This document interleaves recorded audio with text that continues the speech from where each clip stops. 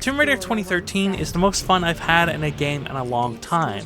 That's right, I'm returning back on screen for the first time in 40 reviews to shout this game's praises. That's because this game is fantastic, and I can't believe I didn't really realize it when I played it on my Xbox 360 back in the day. I think a lot of it has to do with the game's pacing. You see, my original playthrough was fairly segmented, with long gaps between playing, which allowed me to forget significant chunks of the game. This time I really struggled to put it down. In the process of making this review, I captured so much footage that combing through it took me far too long. But it was worth it, as the story is a cinematic-grade adventure that shows Lara's first steps to how she became the badass we all know and love. I think Crystal Dynamics really nailed the theme, and most importantly, the tone of the story. I felt driven to see Lara through her trial as she comes to terms with the hostile environment of the island. I'll admit that the character development of the research team isn't the best, and the plot devices are a little convenient at times, but overall, it never stops being an exciting, engaging adventure that you get to control, and even experience the absolutely brutal death scenes if you fail to execute the wild, adrenaline-filled stunts. The smooth transitions from cutscenes to interactive segments are excellent. In fact, this fluidity enforces the gameplay's sense of freedom and progression, despite having a few minor blips where the cutscenes don't exactly line up.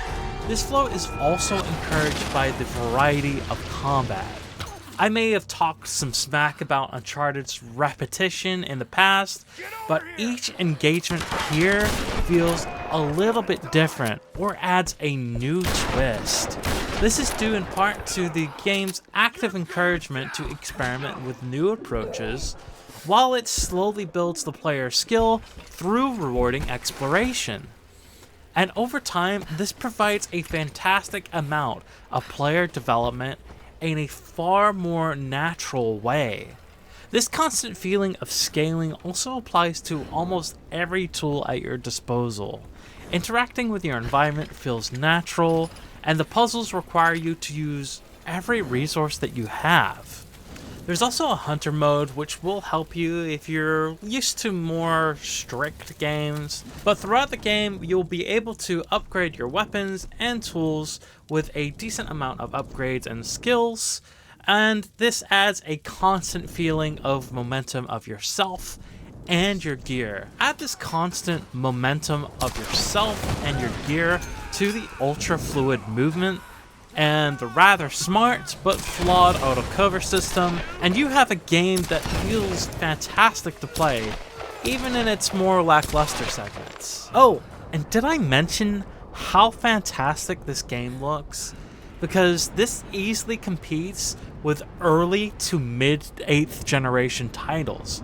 Hell, even some modern titles struggle to compete, especially with this game's masterful use of lighting, framing, and the gradual changes of Lara's character model as she accumulates blood and dirt through her trials. I just love how worn and tattered her clothes look compared to how they did when we first arrived. Environments are also stunning and have a decent amount of variety. The amount of 3D mobility in the maps is also fairly impressive, despite how difficult and intraversable some of these areas look from a distance. Lara herself looks great and clearly had a fair amount of attention and effort put into her design. The supporting cast also has pretty decent design for the most part, but I feel they could have received a few more nicks or specks of dirt as the story progressed. Voice work is also solid, but let's not forget about the music, which is another key ingredient to the immaculate delivery of tone. This score is Just simply beautiful, and easily amongst the best that any game has to offer. Tomb Raider also has a good amount of accessibility. While the spoken language can't be changed, the game offers subtitles in English, French, German, Spanish, Italian, Portuguese, Polish, Russian, Czech, Dutch, Arabic, Korean, and Chinese. There's also a Japanese pack that can be used, and apparently it had to be paid for at one point of time, but I didn't seem to get it to load properly into my game. Also, there's an issue where subtitles have to be chosen from the main menu in order to work. There are also 3 difficulties and mouse and keyboard remapping, but unfortunately there is no way to remap the controller in the game. But despite some of its setbacks, I think that most players should be able to play the game fine. Tomb Raider is also fairly convenient. You can play it on Xbox 360, One, PlayStation 3, and 4, as well as being available digitally on GOG and Steam. The settings menus aren't the best, but there should be enough options for players on older hardware to play. I personally played the Steam version, and it ran reasonably well outside of the box, outside of 2 crashes. I also ran into a bug when I entered a DLC tomb way before I could have actually been able to complete it. While I managed to complete most of the puzzle of the tomb, I experienced a huge collision bug that didn't appear when I returned after completing the game.